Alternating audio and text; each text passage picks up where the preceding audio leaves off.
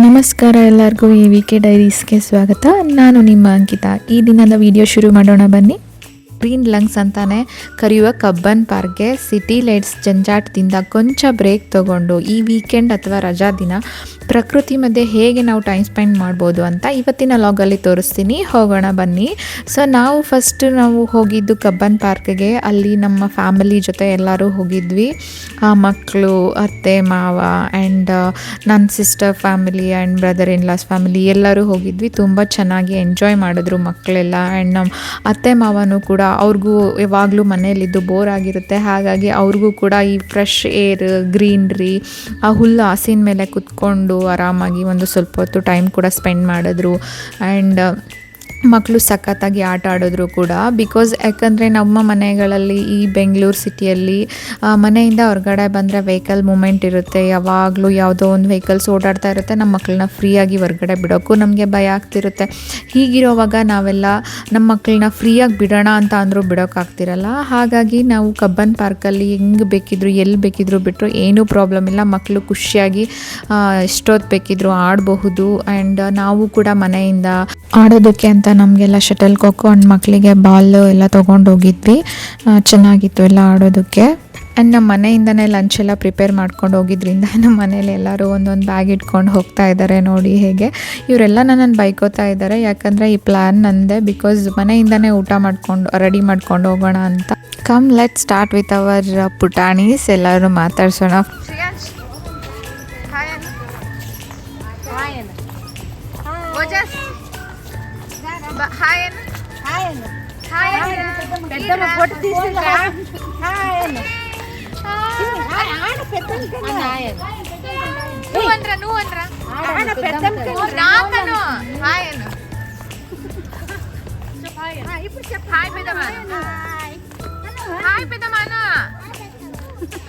Actually ಇಲ್ಲಿ ತುಂಬ ಜನ ಅವ್ರ ಪೆಟ್ಸನ್ನು ತೊಗೊಂಡು ಬಂದಿರ್ತಾರೆ, ವಾಕಿಂಗಿಗಂತ ಕರ್ಕೊಂಡು ಬಂದಿರ್ತಾರೆ.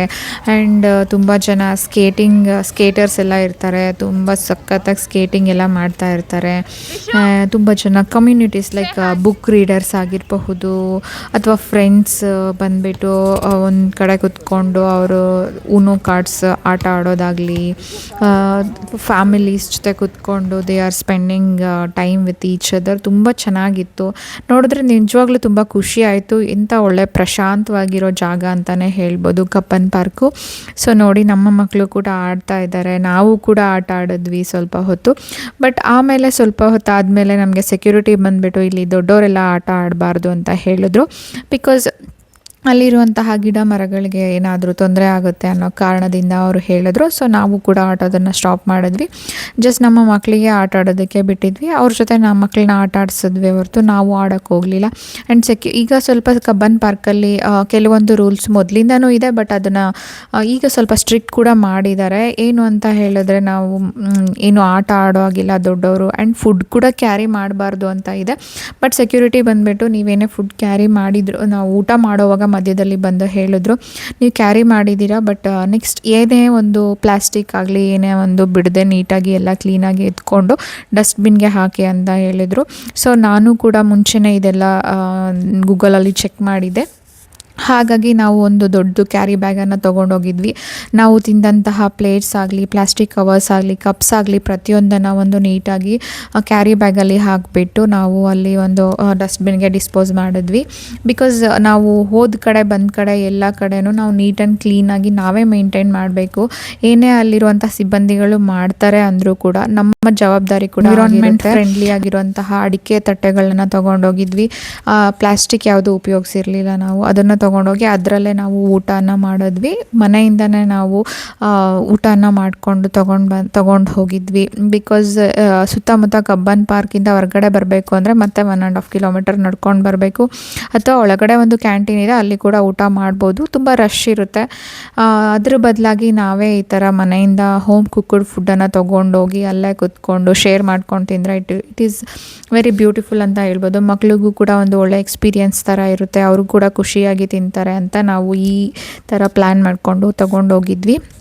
ಆ್ಯಂಡ್ ಅವರು ತುಂಬ ಕೂಡ ಖುಷಿಯಾಗಿ ತಿಂದರು, ಆಟ ಆಡಿದ್ರು. ಆ್ಯಂಡ್ ಮನೇಲೂ ಎಲ್ಲರಿಗೂ ಕೂಡ ಖುಷಿ ಆಯಿತು. ಆ್ಯಕ್ಚುಲಿ ಇದು ಕಬ್ಬನ್ ಪಾರ್ಕ್ನ ಶ್ರೀ ಚಾಮರಾಜೇಂದ್ರ ಪಾರ್ಕ್ ಅಂತ ಕೂಡ ಕರಿತೀವಿ. ಆ್ಯಕ್ಚುಲ್ ಇದು ಅಧಿಕೃತವಾಗಿ ಅದನ್ನು ಕರೆಯೋದು ಅದೇ ರೀತಿ, ಬಟ್ ಅದು ಕಬ್ಬನ್ ಪಾರ್ಕ್ ಅಂತಲೇ ಫೇಮಸ್ ಆಗಿದೆ. ಇದು ಬೆಂಗಳೂರಿನ ಮಧ್ಯಭಾಗದಲ್ಲಿ ಸುಮಾರು 300 ಎಕರೆ ವಿಸ್ತೀರ್ಣದಲ್ಲಿ ಇರುವಂತಹ ಐತಿಹಾಸಿಕ ಪಾರ್ಕ್ ಕೂಡ ಹೌದು. ಇದನ್ನು 1870 1870ಯಲ್ಲಿ ಬ್ರಿಟಿಷ್ ಅಧಿಕಾರಿಗಳ ಕಾಲದಲ್ಲಿ ನಿರ್ಮಿಸಲಾಗಿದೆ. ಸೊ ಸಿಟಿಯ ಬಿಡುವಿಲ್ಲದ ಜೀವನದ ಮಧ್ಯೆ 6,000ಕ್ಕೂ ಹೆಚ್ಚು ಮರಗಳು ಹೊಂದಿರುವ ಈ ಪಾರ್ಕು ಬೆಂಗಳೂರಿನ ಒಂದು ಪ್ರಮುಖ ಶ್ವಾಸಕೋಶ ಅಂತಲೇ ಹೇಳಬಹುದು. ಗ್ರೀನ್ ಲಂಗ್ಸ್ ಅಂತ ಕರೀತಾರೆ ಇದನ್ನು ಬೆಂಗಳೂರಿಗೆ. ಇದೇ ತರಹದ ಸುಮಾರು ಬಿಕಾಸ್ ಆಫ್ ಇಂಥ ದೊಡ್ಡ ದೊಡ್ಡ ಪಾರ್ಕ್ಗಳಿಂದನೇ ನಮ್ಮ ಬೆಂಗಳೂರನ್ನು ನಾವು ಗಾರ್ಡನ್ ಸಿಟಿ ಅಂತ ಕೂಡ ಕರಿತೀವಿ.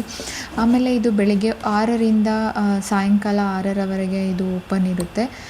ಸೋಮವಾರದಿಂದ ಮತ್ತು 2ನೇ ಮಂಗಳವಾರ ಪಾರ್ಕ್ ಕ್ಲೋಸ್ ಇರುತ್ತೆ. ಪ್ರತಿ Monday and second Tuesday park will be closed.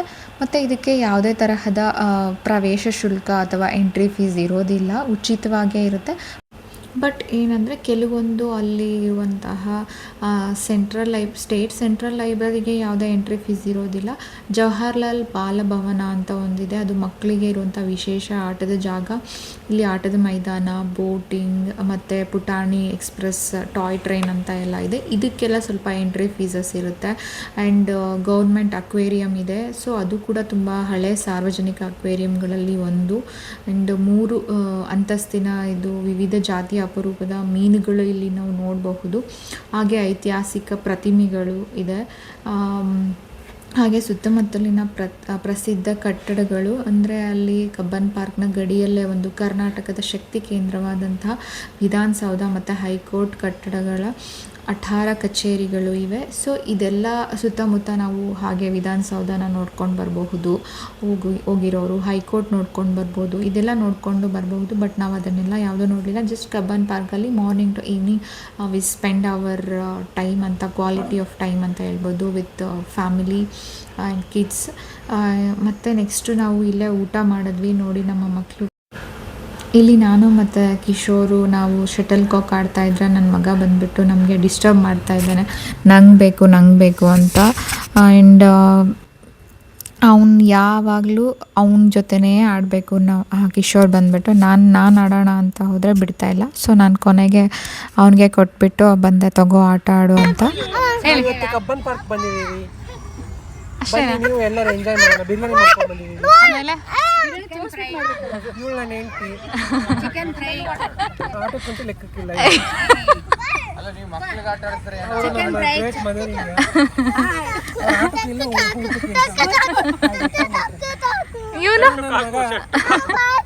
ಕಳ್ಳನ್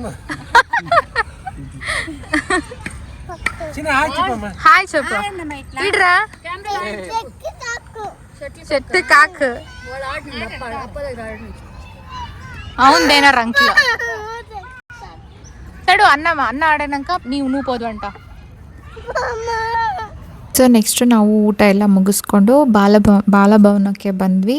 ಅಲ್ಲಿ ಮಕ್ಕಳಿಗೆ ಗೇಮ್ಸ್ ಎಲ್ಲ ಇದೆ, ಟಾಯ್ ಟ್ರೈನು, ಬೋಟಿಂಗು ಆ್ಯಂಡ್ ಬೇರೆ ಬೇರೆ ಗೇಮ್ಸ್ ಎಲ್ಲ ಇದೆ. ಆ್ಯಂಡ್ ಇದು ಕಾಣಿಸ್ತಾ ಇದೆಯಲ್ಲ ಇಲ್ಲಿ ತುಂಬ ಏನಂದರೆ ಸ್ಪೆಷಲಿ ಏಬಲ್ಡ್ ಮಕ್ಕಳು ಅಂದರೆ ವಿಕಲಚೇತನರಿಗೆ ಅಂತಲೇ ಸಪ್ರೇಟಾಗಿ ಒಂದು ಪ್ಲೇ ಏರಿಯಾ ಮಾಡಿದ್ದಾರೆ.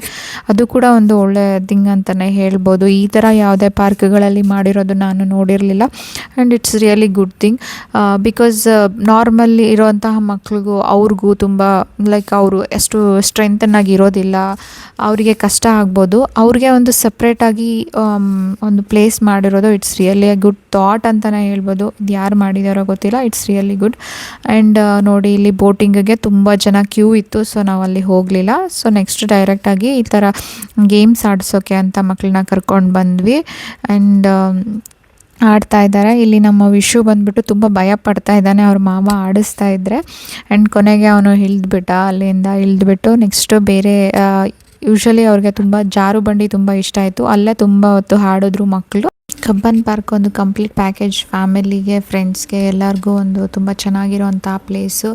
ಜಾಸ್ತಿ ಖರ್ಚು ಇಲ್ಲದೆ ಆ್ಯಂಡ್ ತುಂಬ ಬೆಂಗಳೂರು ನಾವೆಲ್ಲೋ ಬೇರೆ ಕಡೆ ಹೋಗಬೇಕು ಈ ಥರ ಹೋಗೋಕ್ಕೆ ನೋಡೋಕ್ಕೆ ಅಂದರೆ ಟ್ರಾವೆಲ್ ಎಲ್ಲ ಮಾಡಬೇಕಾಗುತ್ತೆ. ಅದು ಯಾವುದೇ ತರಹದ ತೊಂದರೆ ಇಲ್ಲದೆ ಈಸಿಯಾಗಿ ನಾವು ಹೋಗಿ ಮಕ್ಕಳ ಜೊತೆ ಫ್ಯಾಮಿಲಿ ಜೊತೆ ಟೈಮ್ ಸ್ಪೆಂಡ್ ಮಾಡ್ಬೋದು ಅಂತ ಹೇಳ್ಬೋದು. Cubbon park is a best option. And ನಮ್ಮ ಫ್ಯಾಮಿಲಿ ಡೇ ಔಟಿಂಗ್ ನಿಮಗೂ ಕೂಡ ಇಲ್ಲಿ ಇಷ್ಟ ಆಗಿದೆ ಅಂತ ಅನ್ಕೋತಿದ್ದೀನಿ. ನೀವು ಕೂಡ ನಿಮ್ಮ ಫ್ಯಾಮಿಲಿ ಜೊತೆ ಹೋಗಿ ಆ್ಯಂಡ್ ಹೇಗೆ ಅನ್ನಿಸ್ತು ಅಂತ, ಎಕ್ಸ್ಪೀರಿಯನ್ಸ್ ಹೇಗಿತ್ತು ಅಂತ ನನಗೆ ಕಮೆಂಟ್ ಮಾಡಿ ತಿಳಿಸಿ. ಆ್ಯಂಡ್ ನನ್ನ ವೀಡಿಯೋಸ್ ನೋಡ್ತಿರೋಂತಹ ಎಲ್ಲ ವೀಕ್ಷಕರಿಗೂ ಒಂದು ರಿಕ್ವೆಸ್ಟ್ ಏನಪ್ಪ ಅಂದರೆ, ನೀವು ಎಲ್ಲೇ ಹೋಗಿ ಏನೇ ಮಾಡಿ ಎನ್ವಿರಾನ್ಮೆಂಟ್ಗೆ ಹಾರ್ಮ್ ಆಗದೆ ಇರೋ ಥರ ನೋಡಿ. ಆ್ಯಂಡ್ ಪ್ಲಾಸ್ಟಿಕ್ನ ಎಲ್ಲೆಂದರಲ್ಲೇ ಎಸಿಬೇಡಿ. ಎಲ್ಲದನ್ನು ನೀಟಾಗಿ ಒಂದು ಎಲ್ಲಾದರೂ ಡಸ್ಟ್ಬಿನ್ಗೆ ಹಾಕಿ ಡಿಸ್ಪೋಸ್ ಮಾಡಿ, ಇಲ್ಲ ಅಥವಾ ನಿಮ್ಮ ಬ್ಯಾಗಲ್ಲೇ ಇಟ್ಕೊಂಡು ಬಂದು ಮನೆಯಲ್ಲಿರೋ ಡಸ್ಟ್ಬಿನ್ಗೆ ಹಾಕಿ ಅದನ್ನು ಕಸದ ಬುಟ್ಟಿಗೆ ಹಾಕೋದಕ್ಕೆ ಪ್ರಯತ್ನ ಪಡಿ. ಆದಷ್ಟು ನಮ್ಮ ಸುತ್ತಮುತ್ತಲಿನ ವಾತಾವರಣವನ್ನು, ಜಾಗವನ್ನು ನಾವು ಸ್ವಚ್ಛವಾಗಿ ಇಟ್ಕೊಳ್ಳೋಣ. ನಮ್ಮ ಸಾರ್ವಜನಿಕ ಸ್ಥಳಗಳಲ್ಲೂ ಕೂಡ ಸ್ವಚ್ಛತೆಯನ್ನು ಕಾಪಾಡೋಣ. ಆ್ಯಂಡ್ ನೀವು ಕೂಡ ಮಕ್ಕಳಿಗೆ ನಾವೇನು ಮಾಡ್ತೀವೋ ಅದು ನಮ್ಮ ಮಕ್ಕಳು ನೋಡಿ ಕಲಿತಾರೆ. ಹಾಗಾಗಿ ದಯವಿಟ್ಟು save environment and save trees ಅಂತ ಹೇಳ್ತಾ ನನ್ನ ಈ ದಿನದ ಲಾಗನ್ನು ನಾನು ಮುಗಿಸ್ತಾ ಇದ್ದೀನಿ. Thank you. Bye bye.